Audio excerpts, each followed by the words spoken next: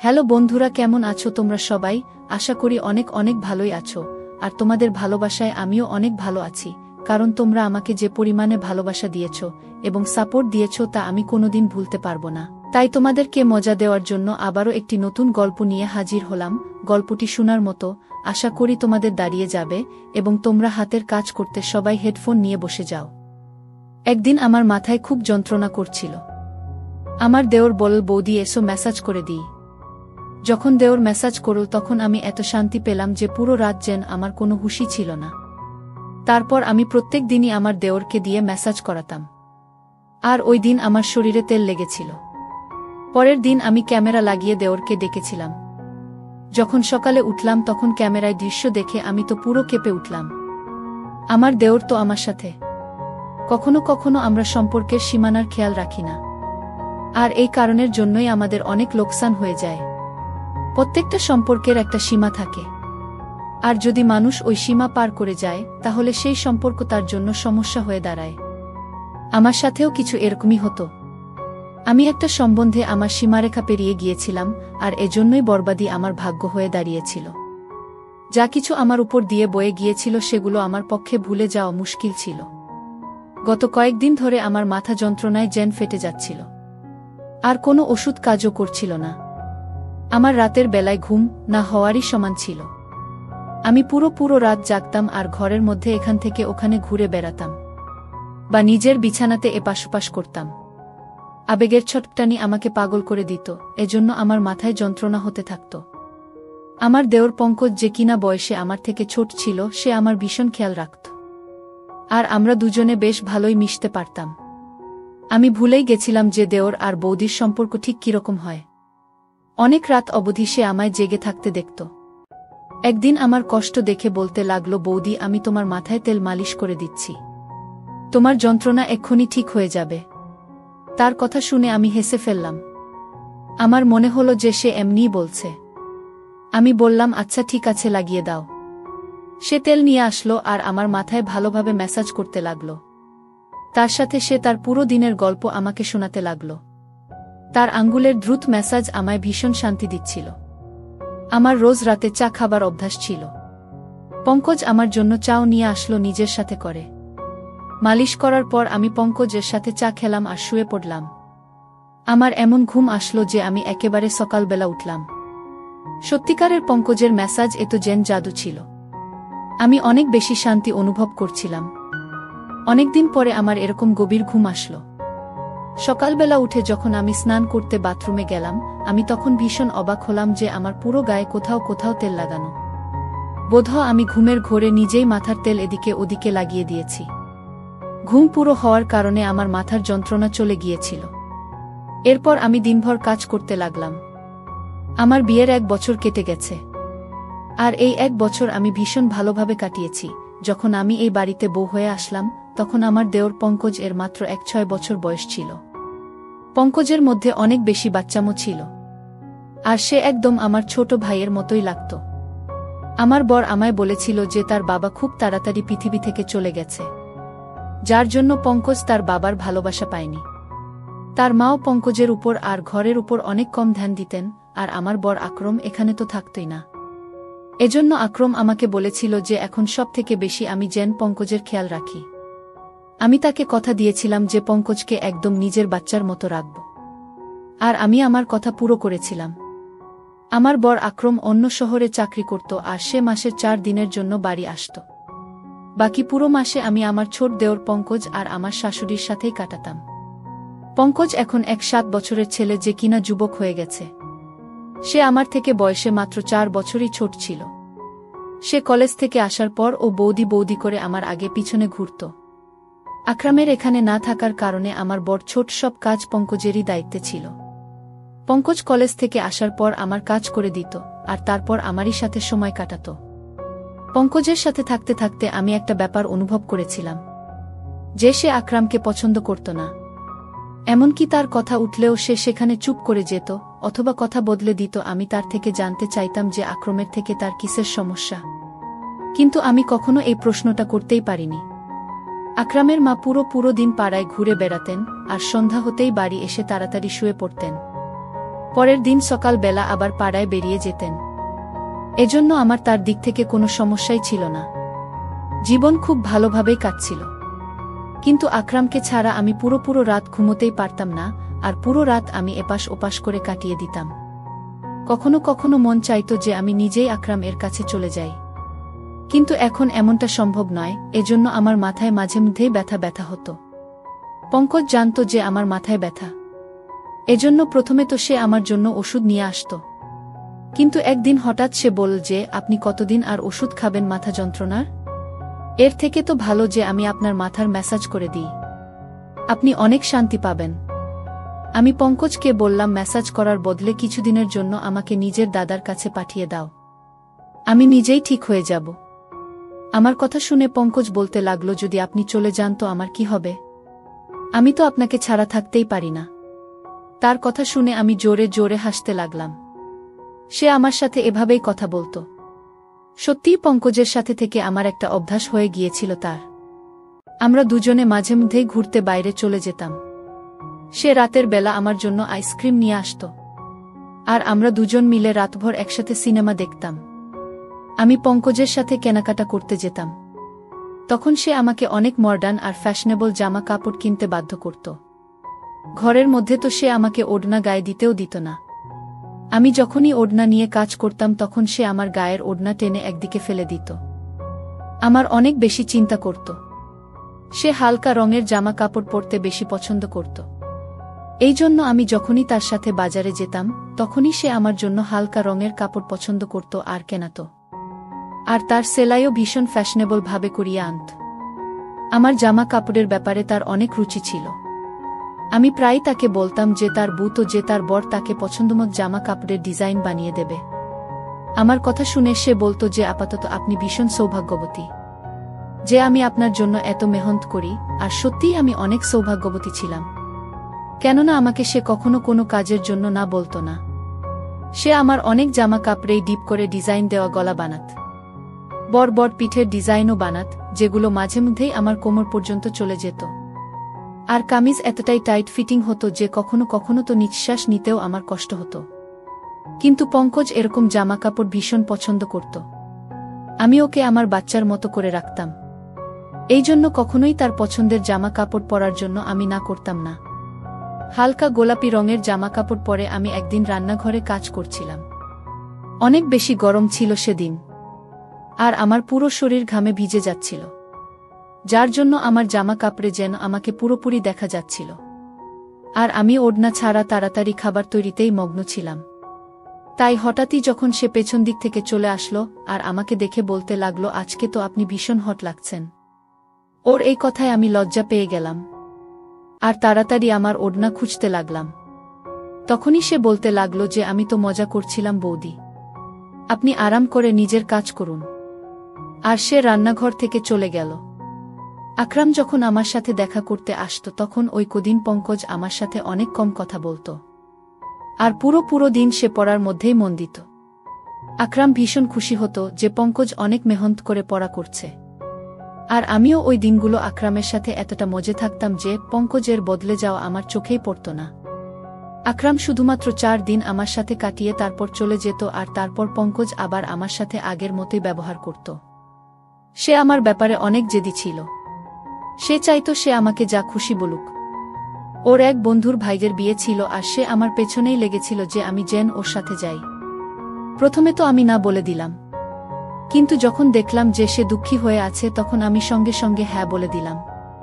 কিন্তু আমি এটাই ভাবছিলাম সে তার বন্ধুর ভাইয়ের বিয়েতে আমি গিয়ে কি করব। কিন্তু ওখানে গিয়ে আমি ভীষণ অবাক হলাম। ওর সমস্ত বন্ধুরা আমাকে ভীষণ ভালোভাবেই জানত, আর এমনভাবে আমার সাথে কথা বলছিল যেন আমরা অনেকবার দেখা করেছি। ওরা বলল, সব সময় পঙ্কজ আপনার কথাই বলতে থাকে, আর সে আপনার ভীষণ প্রশংসা করে। তারা সবাই আমার সাথে আবার দেখা করার জন্য জেদ করতে লাগলো, ইচ্ছা প্রকাশ করতে লাগলো। ফেরার সময় আমি পঙ্কজকে বললাম যে, তুমি তোমার বন্ধুদের আমার ব্যাপারে কি কথা বলেছ যে সবাই আমাকে এত ভালোভাবে চিনেছে? পঙ্কজ বলতে লাগলো যে, আপনিই তো আমার সবকিছু, আমি তো সবসময় আপনার কথাই বলতে থাকি। ওই সময় পঙ্কজের কথার মানে আমি বুঝতে পারিনি, কিন্তু যেদিন আমি তার ওই কথার মানে বুঝতে পারি আমার পায়ের তলা থেকে মাটি সরে গিয়েছিল। পঙ্কজ রোজ রাতে আমার মেসেজ করত আর আমি আরাম করে ঘুমিয়ে যেতাম, কিন্তু যখন আমি আমার গায়ে পরের দিন জায়গায় তেলের দাগ দেখতাম, অবাক হয়ে যেতাম। আর এই জন্যই একদিন আমি ঘরের মধ্যে ক্যামেরা লাগালাম আর পঙ্কজকে দিয়ে মাসাজ করাতে লাগলাম। মেসাজ করানোর কিছুক্ষণের মধ্যেই আমি প্রত্যেকবারের মতো ঘুমিয়ে পড়লাম, আর সকালবেলা উঠে যখন ক্যামেরার রেকর্ডিং দেখলাম তো আমার নিঃশ্বাস প্রশ্বাস যেন বন্ধ হয়ে যাচ্ছিল। আমি ভাবতেও পারিনি যে পঙ্কজ আমার সাথে এরকম করতে পারে। আমি তো পঙ্কজকে অনেক বেশি ভরসা করেছিলাম, আর তাকে আমি নিজের ছোট ভাই ভাবতাম, কিন্তু সে তো দেওর বৌদির সম্পর্কের সম্মান রক্ষা করতে পারল না।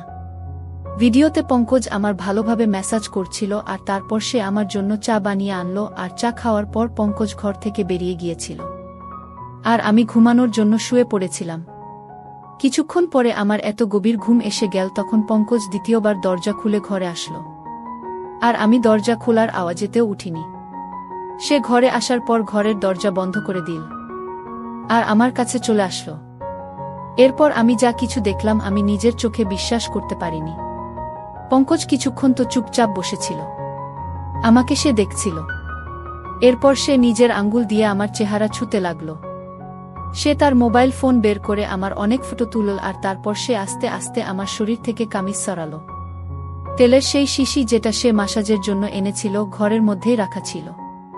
সে নিজের হাতে তেল নিল আর আমার গায়ে মাসাজ করতে লাগল। আমি জ্ঞান হারিয়ে ওর সামনেই পড়েছিলাম, আর সে আমার গায়ে নিজের হাত ঘোরাচ্ছিল। কিছুক্ষণ পরে আমাকে চুমু খেতে শুরু করল, আর তারপর সে নিজের সমস্ত সীমারেখা ছাড়িয়ে গেল। সে আমাদের মাঝে দাঁড় করানো সমস্ত আবরণের দেওয়ালকে ভেঙে দিয়েছিল। সে আবেগ সামলাতে না পেরে এতটাই এগিয়ে গেল যে কয়েক ঘন্টা পর্যন্ত সে আমার সাথে ছিল। আমি তার সামনে গানহীন অবস্থায় ছিলাম, আর সে পুরোপুরি জোশপূর্ণ ছিল। বেশ কয়েক ঘন্টা আমার সাথে কাটানোর পর ও যেভাবে এসেছিল সেভাবেই ফেরত চলে গেল। সে আমার ইজ্জত খুব বাজেভাবে নষ্ট করে গেল, আর এটা দেখে আমার হৃদয় পর্যন্ত কেঁপে উঠল। আমি তো তাকে নিজের ভাই ভাবতাম, এজন্য তার সাথে এত ভালোভাবে মেলামেশা করতাম, কিন্তু আমি কখনো জানতেই পারিনি যে ওর চরিত্রই খারাপ ছিল। আমি আমার ঘরে বন্ধ ছিলাম, যখন সে কলেজ থেকে আসলো সে সোজা আমার ঘরে চলে আসলো। একদম আমার কাছে বসে বলতে লাগলো, বৌদি কি হয়েছে, তোমার শরীর ঠিক নেই? আমি গভীরভাবে তার দিকে তাকালাম আর ক্যামেরার রেকর্ডিং তার দিকে বাড়ালাম। সেটা দেখে সে কিছুক্ষণের জন্য তো চুপ করে গেল। এরপরে সে যা বলল সেটা শুনে পুরো আমার গায়ের শিহরণ জেগে গেল। সে হঠাৎ করেই নিজের ভালোবাসার কথা আমাকে বলতে লাগল। সে বলতে লাগল চিরদিনই ভালোবাসার জন্য অভাব বোধ করত সে। যখন আমি তার দিকে ধ্যান দেওয়া শুরু করলাম তখন তার ভাল লাগতে লাগল। সে বলতো, আপনি এটা এত গরমের মধ্যে কি করে পরে কাজ করেন? সে প্রত্যেকটা কথায় সে বুঝতে পারল যে তার জীবনের কেউ এমন আছে যে তাকে ভালোবাসে। ও বলছিল যে এবার ও আর আমার থেকে দূরে যেতে পারে না, আর এই জন্যই তার নজরে তার বড় দাদার অস্তিত্ব খটকাতে লেগেছিল। যখনই আকরাম আসত সে নিজেকে ঘরের মধ্যে বন্ধ করে দিত, কেননা আমাদের দুজনকে সে একসাথে দেখতে চাইত না। আকরামকে তো সে এভাবেই প্রথম থেকেই ঘৃণা করত, কেননা আকরামের বাবা আকরামকে অনেক ভালোবাসত, আর মরার আগে উনি এই ঘরটাও আকরামের নামে লিখে দিয়েছেন। আমার আর আকরামের সঙ্গ তার হৃদয়ে কাটার মতো বিত্ত। তাই যখনই আমার জন্য সে কেনাকাটা করত সে ইচ্ছে করেই আমার জন্য এই ধরনের জামা কাপড় কেনাতো যাতে আমাকে সে পরিষ্কারভাবে দেখতে পারে। সে হালকা রং পছন্দ করত না, বরং হালকা রঙের মধ্যে দিয়ে উকি দেওয়া আমার দেহাকর্ষণ তাকে আকৃষ্ট করত। সে বলতো যে সে সৌন্দর্যে আহত হয়েছে, সে শুধু আমাকে পেতে চাইত। সে নিজের আবেগকে কাবুতে রাখতে পারছিল না যখন সে আমাকে রাতভর জাগতে দেখত। এই কথাটা তাকে ভীষণ অস্বস্তিতে ফেলত যে আমি তার দাদার কথা ভেবে জেগে আছি। ওর ইচ্ছা ছিল আমি যেন তার জন্য জেগে থাকি আর জীবনভর যেন তার সাথে থাকি। সে নিজের দাদার থেকে আমাকে আলাদা করতে চেয়েছিল আর নিজের কাছে আনতে চাইত। এই জন্য সে আমার মেসাজ শুরু করে যাতে আমি শান্তি পাই, আর সে আমার চায়ে ঘুমের ওষুধ মিশিয়ে আনত। আর যখন তার বিশ্বাস হতো যে আমি গভীরভাবে ঘুমিয়ে গিয়েছি তখনই সে আমার ঘরে চলে আসত আর নিজের পিপাসা মিটিয়ে চলে যেত। সে নিজের বন্ধুদেরও ওই কথাটা বলেছিল যে সে আমাকে ভালোবাসে, আর ওর বন্ধুরাই ওকে এই ধরনের পরামর্শ দেয়া।